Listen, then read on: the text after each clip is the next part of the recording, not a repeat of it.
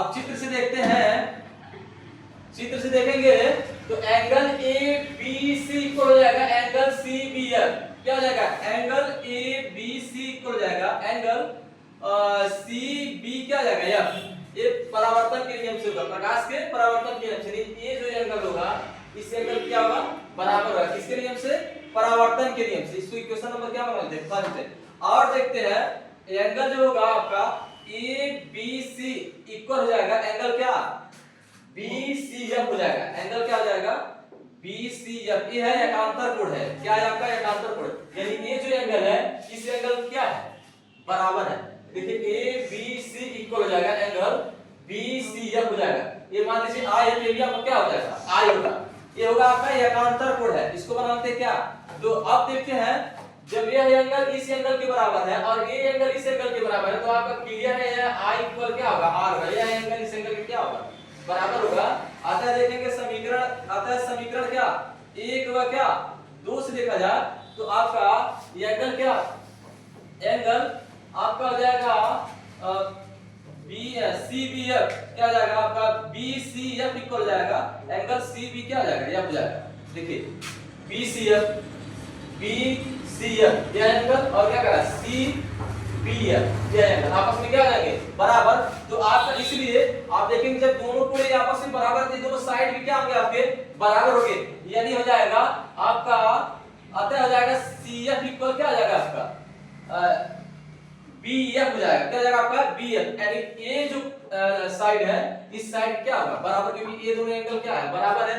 अब देखते हैं यदि यदि दर्पण का द्वारक बहुत छोटा हो, क्या हो? बहुत छोटा हो। यदि दर्पण का द्वारक बहुत छोटा रहेगा, ये दर्पण का जो द्वारक देख रहे हैं हम तो ये बहुत छोटा रहेगा तो ये क्या होगा? इसके बहुत करीब होता है। यानी आपका ये जो साइड है बीएफ है वह किसके इक्वल होगा? पीएफ के। यदि दर्पण का द्वारक बहुत छोटा होगा, हमने बताया पहले ही, यदि दर्पण का द्वारक बहुत छोटा है, ये छोटा कर देते हैं, मान लीजिए यहां से डालते हैं प्रकाश तो आप देखते हैं ये क्या लगभग इसी के पास में आ रहा है। क्या आ रहा है? पास में। यदि दर्पण का द्वारक बहुत छोटा रहेगा तो इस स्थिति में जो बीएफ इक्वल क्या होगा? पीएफ होगा। क्या होगा? बीएफ इक्वल क्या हो जाएगा आपका? पीएफ हो जाएगा। क्या हो जाएगा आपका? पीएफ। आता है आप देखेंगे आपका पीसी क्या हो जाएगा? पीसी इक्वल हो जाएगा आपका पीएफ प्लस क्या हो जाएगा? सीएफ। क्या हो जाएगा? सीएफ। क्या हो जाएगा आपका? सीएफ। पीसी इक्वल हो जाएगा आपका पीसी इक्वल हो जाएगा पीएफ और क्या हो जाएगा आपका? सीएफ। अब आप देख रहे हैं यह इसके क्या है? बराबर है और यह इसके बराबर है। यह क्या है? इसके बराबर है। तो आपका हो जाएगा यहां जो जाएगा क्या हो जाएगा? पीएफ प्लस क्या हो जाएगा? पीएफ। क्या हो जाएगा आपका? पीएफ प्लस क्या हो जाएगा? पीएफ। तो हो जाएगा पीसी इक्वल हो जाएगा आपका 2pf और पीसी की वैल्यू कितना है? देख रहे हैं पीसी की वैल्यू r है और 2 pf की वैल्यू कितना है? f है। तो f इक्वल क्या आ जाएगा? r बाय क्या आ जाएगा? 2। f इक्वल क्या आ जाएगा? r by 2। अब जाने जो bf इक्वल क्या है?